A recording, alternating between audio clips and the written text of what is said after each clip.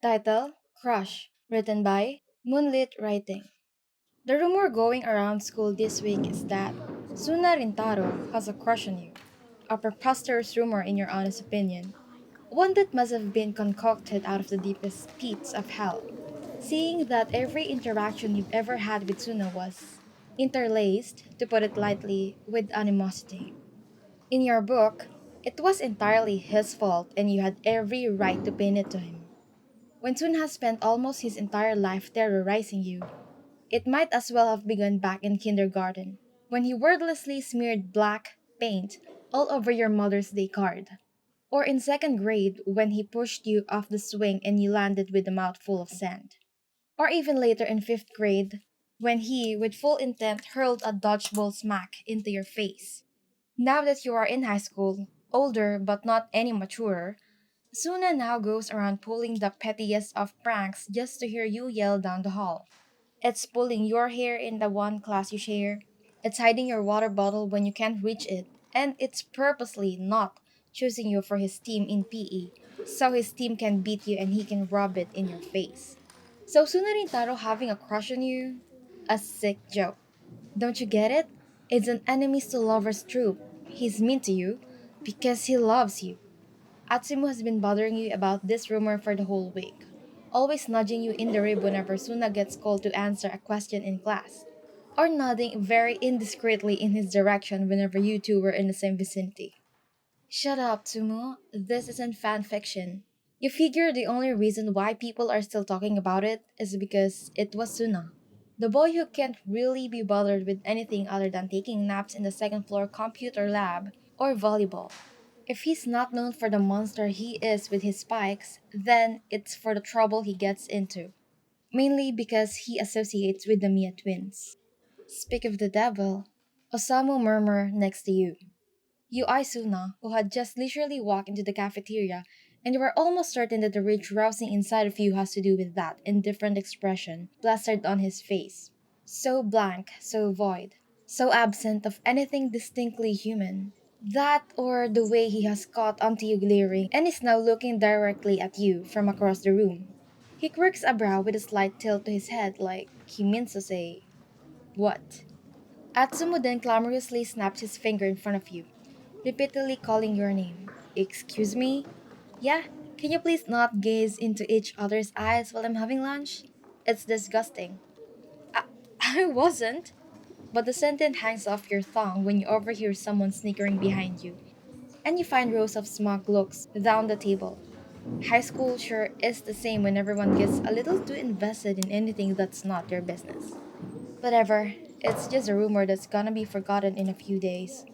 Atsumu swoops in another big chunk of rice with his mouth full. He says, "Yeah, but I heard someone ask Suno about it, and the dude didn't even deny it." Huh, so he said it's true? Don't know, but that's not the point. Atsumu punctuates his word for emphasis. Point is, he didn't deny it. You almost always regret sitting with Atsumu during lunch, usually because he has a new conspiracy theory he wants to lure you into. But this time, you regret it a tad bit more. His words played over in the back of your head during last period that you didn't listen to a single word your biology teacher was saying. Was this Suna's latest way of hijacking the peace in your life? So you also blame it all on Natsumu when you rush out of class at the sound of the last bell to go hunt Suna down. You find him, unsurprisingly, at the open corridor that connects the school main building to the gym. Hurriedly, you walk up to him and pull the strap of his back to grab his attention.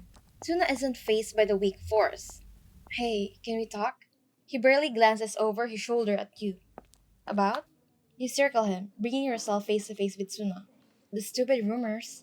Suna rolls his eyes, stuffs a hand in the pocket of his pants. "It's not that big of a deal." "Yeah, but it's obviously not true, and I'm tired of hearing your name when people ask me about it." Suna takes a moment to respond like he has all the time in the world, with his slow blinks and the way he bites his cheek. His stares outline your face and then he returns to his laugh at the school gate in the distance. How is it obviously not true? That wasn't the answer you were expecting. You open your mouth to retaliate but find your tongue turning dry and your throat clumming up. When you don't say anything, Suna turns back to look at you. Let me rephrase that. He cocks his head to the side. What makes you think the rumors aren't true? You force yourself to choke out a response. Anything to make it look like his words aren't making you nervous. What are you talking about? It feels like Suna is towering over you, and not because of his height, but because of something less obvious. It's the tension he's creating. It's making your skin crawl and rendering you speechless. Then he says it. Something scarier than any nightmare you've ever had. Scarier than any horror movies you've ever seen. I do have a crush on you. Your mind goes blank. That's not funny, Suna. It's not supposed to be, he says matter of factly. And you genuinely don't know how to respond to that. The way you've always interacted with Suna since you were kids was just to get back at him. Harder. When you got black paint on your card, you told him to the teacher. When he pushed you off the swings, you threw a fistful of sand into his hair. When he hit you with a dodgeball, you ran up to give him a well deserved flying kick to the chest. Then, how are you supposed to get back at him by telling him that you've always just been in love with him? Though that thought makes you want to gag, you're faintly surprised with how calmly you're thinking it. Objectively speaking, if Suna hadn't done all those terrible things he did, there may have been the slimiest, tiniest chance that you'd have a crush on him when considering your type. A part of you is considering to take what he says at face value. That maybe the boy did have some resemblance of a heart and understood emotions were real things. But the better part of you, the louder, more impulsive part, with its iron guard all the way up convincing you he's just messing with your head. Whatever, I am not dealing with this. You push past him, walking back to where you came from, but Suna calls your name and the way it sounds stops you in your track. I have had a crush on you for the longest time. I'm not kidding. At first, year scares by trying to get to the gym, eyes wide and a hand clamp over his mouth as he excuses himself and mumbles a string of apologies. When you turn around, Suna is right behind you. Had you spun around too quickly, you very well could have landed smack in his chest. Don't lie, you sputter. I am many things, but I am not a liar. He takes a careful step closer and you take one back. But if it makes you uncomfortable, tell me. I'll back off. Obviously, you should tell him to back off. This was Suna Rintaro, the boy with a twisted lifelong commitment to making you angry.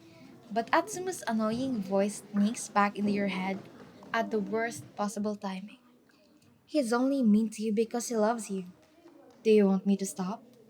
He asks again. You then make the mistake of making eye contact with him because Suna is boring holes into your face. No one should be allowed to look at anyone for that long and that hard. Your eyes flit away before he can hold your gaze for a second. But what shocks you the most, what sends you into a lifetime of disbelief, is the way your lips move to tell him a timid no. Suna chuckles at that, and you want to slap yourself in the face for thinking it sounds gentle and soft and almost nice to hear. Why are you getting so red in the face? He leans in to inspect you further. You back away, but he still follows. Suna, one step closer and I will kick you in the shin. The empty threat makes him smile. Not that you intended for it to, and your heart commits its greatest act of betrayal, beating erratically in your chest and making it hard for you to breathe. Relax. I have manners. Then he reaches a hand out to your face, tucks a tuft of hair behind your ear. Friday night. Movies. You pull yourself together enough to swat his hands away. I don't want to see a movie with you. He turns on his heel, making his way to the gym again, then calls over his shoulder. I wasn't asking. See ya. Before you get the chance to make sense of the fact that Suna Rintaro just asked you out, you hear someone erupt into a fit of cackles not too far behind. When you turn around, you see Atsum on the floor, clutching his stomach breathlessly, and Osamu beside him, holding his phone up at you.